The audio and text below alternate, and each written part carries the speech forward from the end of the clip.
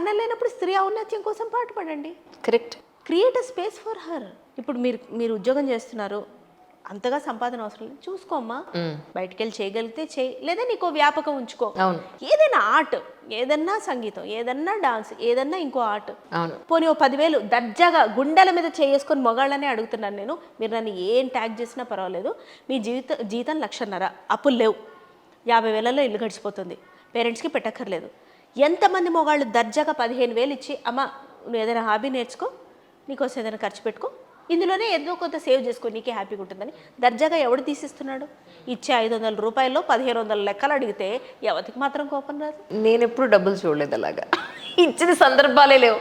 నా జీతం కూడా ఒంట్లో వేసి ఏమంటే పువ్వులు కొనడానికి ఒక 100 రూపాయలు ఇస్తా. చూసారా, మిమ్మల్ని కూర్చోబెడితే 100 మీకే సినారియోస్ వస్తాయి. You have a reason to come out and work, because మీరు సపోర్ట్ చేయాలి. అలా ఫ్యామిలీలో ఉండి అంత పెద్ద సమస్య ఫేస్ చేయకపోయినా చిట్టి సమస్యలు, అవి కనపడని దెబ్బలు లాంటి, గాయం బయట కనిపించదు కానీ లోపల గట్టిగా తగులుతుంటుంది. అట్లా తగిలినప్పుడు ఈ ఇండిపెండెన్సే వాళ్ళకి కాన్ఫిడెన్స్ ఇస్తుంది కదా.